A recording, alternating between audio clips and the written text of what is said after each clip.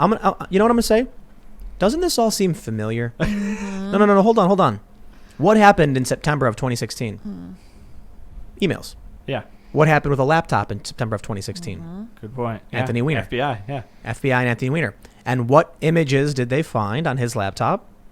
Underage messages or something. Yeah. What narrative was emerging against Trump? Russia. I tell you, man, the writers of 2020 are bored. They've run out of ideas. They're like, can we just do like a total? Can we do a duo? You know what it is? It's a do-over. It's a total do-over. Yeah, honestly. What if that's what it is? A total do-over, and they're like, we'll do it better. But this time we're gonna do everything the exact same. But this time Trump loses. Right. We're gonna flip. We're gonna flip the people that we believe, and we're gonna flip who wins the election. It's just, I think what gets me, and this is why it keeps happening, and the reason it feels so familiar is there was no accountability. We never had any accountability, right? Even now, looking back, we can know that these things were wrong. They were malicious. They were lies. All of these people still have jobs. None of these people have lost the columns that they have, right? Like, unless they're, revealing themselves on Zoom these days, like, it is impossible for these guys to lose their job or face any sort of professional repercussions. So why wouldn't it happen again? Why wouldn't they jump at the next quickest, easiest thing that might look like Russian disinformation to one unnamed source at the FBI, maybe, that you didn't vet anyway? You know the secret of media? If you write a shocking and bombastic fake news article, like it's 1 million views, you make money. If you then retract it, you make more money on the retraction. Although the retraction makes you substantially less, you still put ads on the retraction page. Yeah. So these people know if they put out fake news, they still get paid. And so they're incentivized. The economic incentive is to pump out fake news. And I love it when journalists go like, well, I take issue with that. There's no real reason for journalists to lie that way. Well, maybe real journalists, but today you just have people desperate for followers on Twitter. Yeah. So they're all posting the same jokes. They're all posting this. Like, you know what's interesting is that these journalists live in New York. So they're surrounded by progressive activists. Right. They want to fit in with the cool kids. So they just say whatever it is the cool kids say. Now the journalists are just losers trying desperately to pander to the popular, influencer or whatever.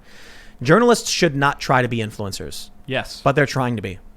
So are politicians. Of course. Right. But I worry too. I agree. They definitely are.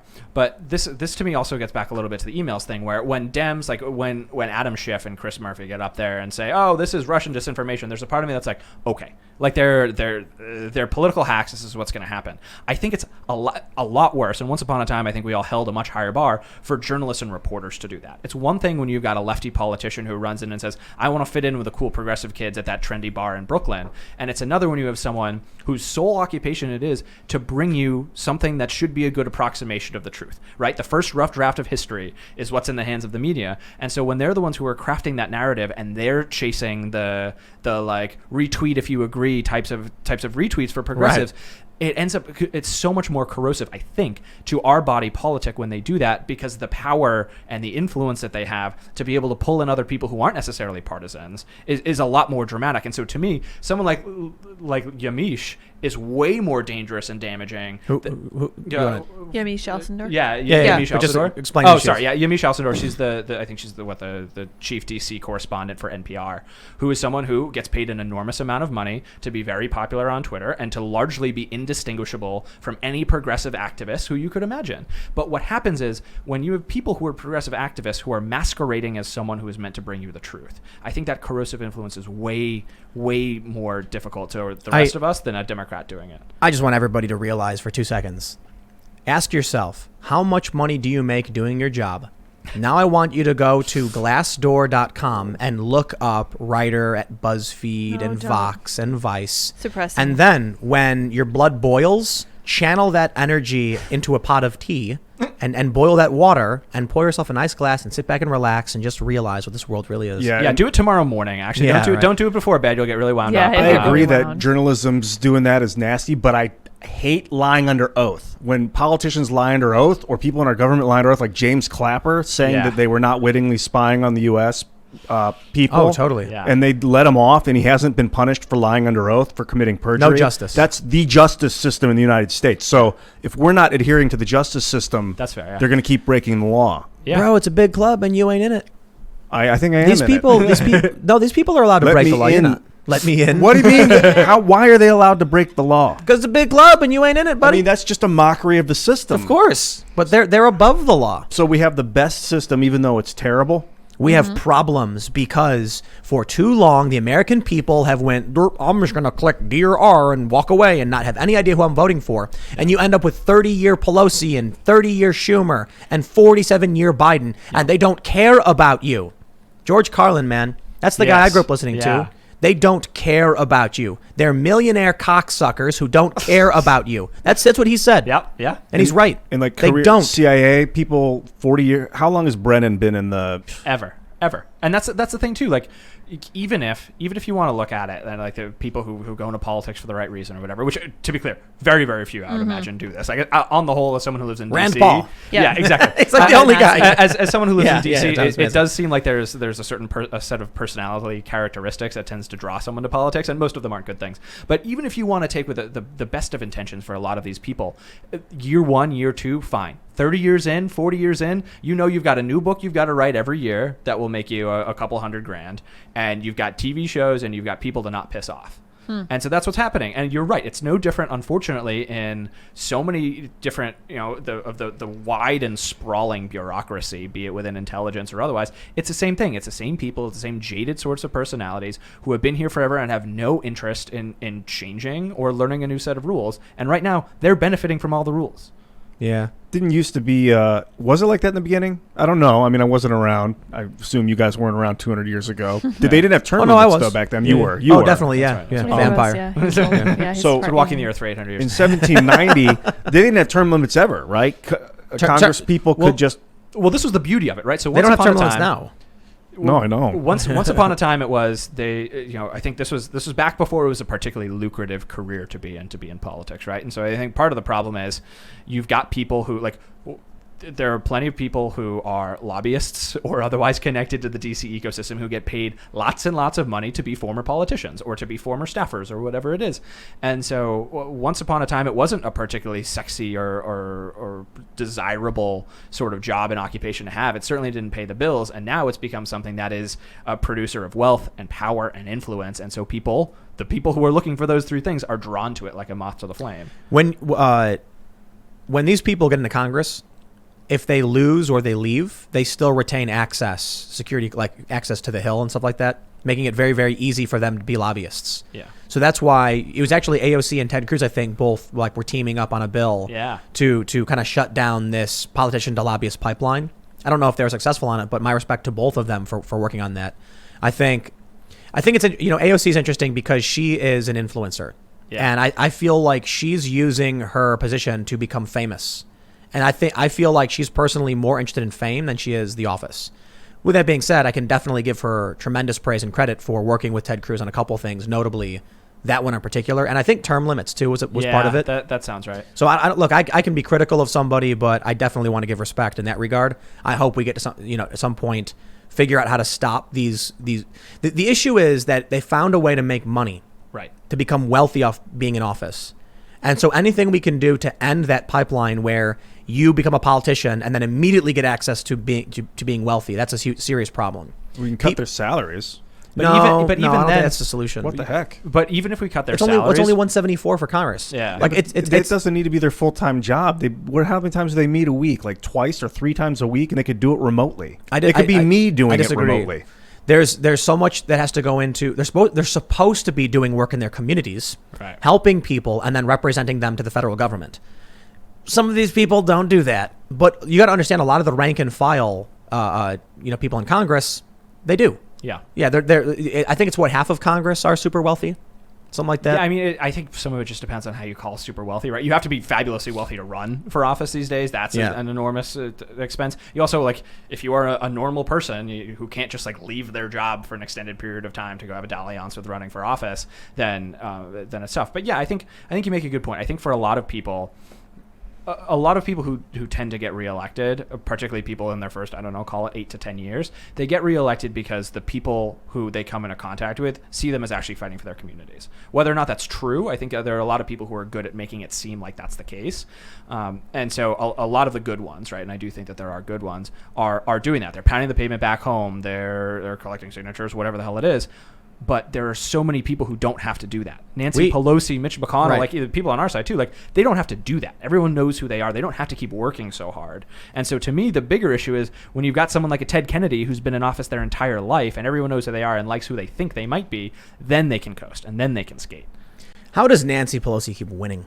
It's not just her, but I mean Mitch McConnell too. I'm not a fan of either of these parties. I find them all to be the only reason the Republican Party, in my opinion, gets any kind of pass at this point is because Trump took a sledgehammer to the Republican Party, and he chased out a bunch of the crony politicians who like what several dozen have retired.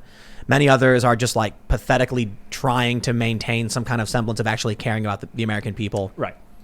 Yeah, and I mean, I think for a lot of them, it really did upset the apple cart. They had an idea of what they needed to do to get by and skate by in Congress. They had an idea of how the system worked. They knew who the good guys were and the bad guys and who they had to play off and placate.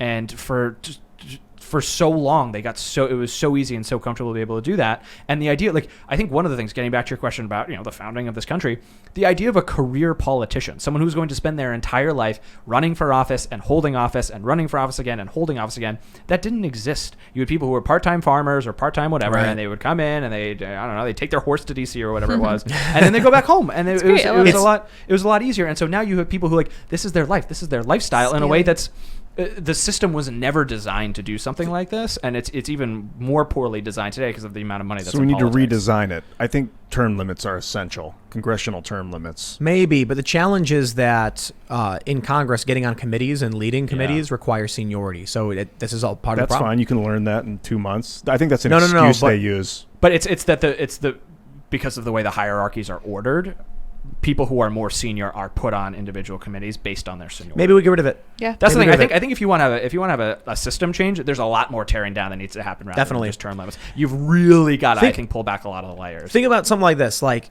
you and your friends are all hanging out, and you're like, "We need to figure out who's going to be the person to go pick up the beer." And then you're like, "Okay, who's doing it?" Someone first has to volunteer to be. I'll go get the beer. Like, do you guys want James to do it? All right, James, it's all you. Yeah. That's kind of what it used to be like. You'd have this community of, like, back in the day, probably a couple thousand people, if that. Some areas probably even less. And they'd be like, who wants to go down there and tell them what we're doing? And it would be like, hey, Bill, will you go down there and tell them that we're growing corn and stuff? It's like, okay. And he would go down and be like, yo, so we're growing corn. We got a bunch of people. It's really great. Here's what we need from you guys, because we got banditos coming by. And so, we need someone to come by. And it was really like personal and personable. Yeah. Now it's like there's too many people. Like, have you ever seen one of the original drafts of the Bill of Rights, where like one of the first amendments was the limit on how many people a congressperson could represent? Oh yeah, it would have been 50,000 people per congressperson, and what that means is today we'd have 6,000 people in Congress. Yeah, that sounds Instead, right. we have 435. Yeah, because now one person represents 700,000. It's impossible. So right. Yeah. So look at Ocasio-Cortez's district. She ends up winning again, even though she's not good. If you look at her record, I understand she's a freshman with she's limited experience and an understanding of the political space and the world, but she didn't even do anything. Like the bill she co-sponsored was like renaming a post office. Yeah, exactly. And all she's been really, really good at making herself a celebrity. Right. Getting 400,000 concurrent viewers on Twitch playing Among Us. Right. Celebrity. And hey, more power to her. Congratulations. She's really good at playing that game. But when it comes to politics, she hasn't done anything. Right. Other than botching the Green New Deal and talking about farting cows, she's really good at generating negative press for the party. You would think anyone who was a Democrat would be like Michelle Crusoe Cabrera was way better because she was competent, mature, and understood how the system worked. But they just wanted celebrity. We got a lot of problems with how our system works. And right now, one of the issues is if you're someone who knows how to play to media, you win. Exactly. And one of the things she's done with her staff too is she's invested very heavily in the comms function rather than investing in, like, traditionally, like, you'll have a number of LAs and a number of people in your office who run policy. But if all you're trying to do is score retweets and score positive articles and build, the best relationships you can with the editors at Vanity Fair so you can get a new puff piece every couple of months, then you're going to allocate the amount of money that they all get to staff their offices and throw all of it to comms and throw all of it to digital and find a way to make sure that you are getting the positive, supportive stories that you need. That are going to keep you in the public's attention and the public eye and keep building that celebrity status and that rock star status that she's been able to do. What has she done for us? Nothing. What has Pelosi done for us? What has any of these people done for us? Rand Paul? Rand Paul's cool. That guy I like. Thing. Yeah, I know. He's the only person. Right. There's a couple people, Maybe we're just expecting too much from these people. But 400 people. There's like 350 million of us. 328. Yeah. 435 in Congress, 100 senators. No. I disagree, Ian. I think that these people were hired to do a job that they are not doing.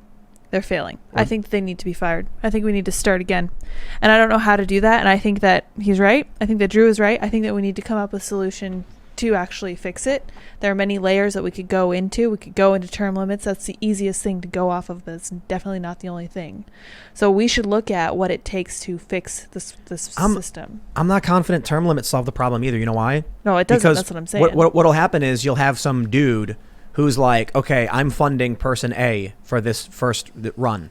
Then once their run is expired, I have person B training and being ready to go. Yeah. And they all work for me. Oh. So what do you, I mean, it's probably that way, and it's probably still that way for a lot of special donors? interests. Definitely donors, special donors, interests yeah. and stuff. I don't know how you solve the problem. I do think there's a solution to how we do better, but I don't know what it is. And thanks for checking out this clip from the Timcast IRL podcast. We do the show live Monday through Friday at 8 p.m. So come back to check us out when we go live. Don't forget to subscribe, hit the like button, hit the notification bell, and we are also available on all podcast platforms for free if you want to listen to us there. Thanks for hanging out, and we will see you all next time.